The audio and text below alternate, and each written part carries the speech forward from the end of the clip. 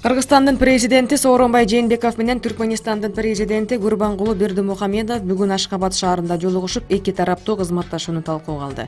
Өлкө башчынын басма сөз кызматы тараткан маалыматка караганда, эки өлкөнүн президенттери Кыргызстан менен Түркмөнстандын ортосундагы соода-экономикалык жана маданий-гуманитардык алакаларды кеңейтүүгө кызыктар экендигин белгилешти.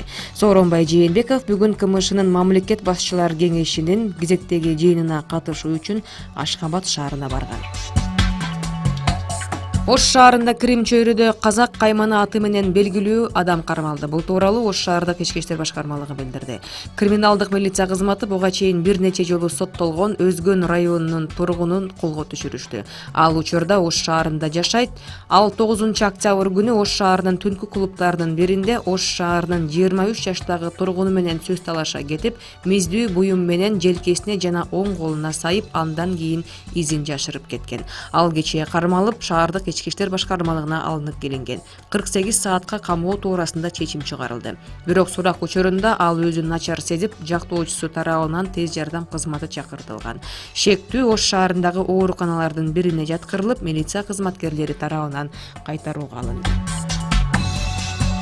Тилекке каршы туристтик тармактын жетекчилеринин үнү угулбайт деп билдирди премьер-министр Мухаммедкалый Абылгазиев туризмди өнүктүрүү маселеси боюнча жумушчу кеңешме өткөрүп жатып.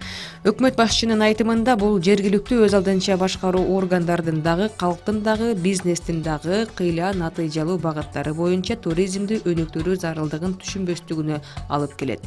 Кеңешмеде Маданият жана маалымат туризм министрлигине караштуу туризм департаментинин директору Максат Дамир уулу жана Кыргыз туризм мамлекеттик ишканасынын директору Данияр Казаков туризм тармагынын азыркы абалы жана өлкөнүн туристтик дараметин арттыруу боюнча жасалып жаткан иштер туурасында маалымат беришти. Социалдык тармакта жаш жигит кичи автобустун айдоочусун сабап жаткан тасма тарады. Видеону Facebook'ка Марат Тукеев чыгарган. Тасма качан жана кайсыл жерде тартылгандыгы белгисиз. Социалдык тармактын колдонуучулары өзүнөн бир топ улуу адамга кол көтөргөндүгү үчүн жаш жигитти айыптап жатышат. Ошол эле учурда кичи автобус айдоочулары тартипти сактабай, жол кыймылынын башка катышуучуларына тоскоолдук жаратарын дагы айтууда.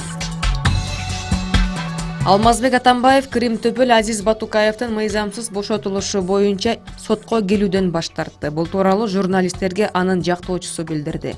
Ал буга чейин Алмазбек Атамбаев ага жүктөлгөн ролду ойнобой тургандыгын айткан деп эскертти. Сот 14-октябрга жылдырылды. Белгилей кетсек, бүгүнкү сот отурумуна мурунку башкы прокурор Индира Жолдубаева, жаза аткаруу мамлекеттик кызматынын жетекчисинин мурунку кеңешчиси Калыбек Качкыналиев жана профессор Абдухалим Райымжанов чакырылган.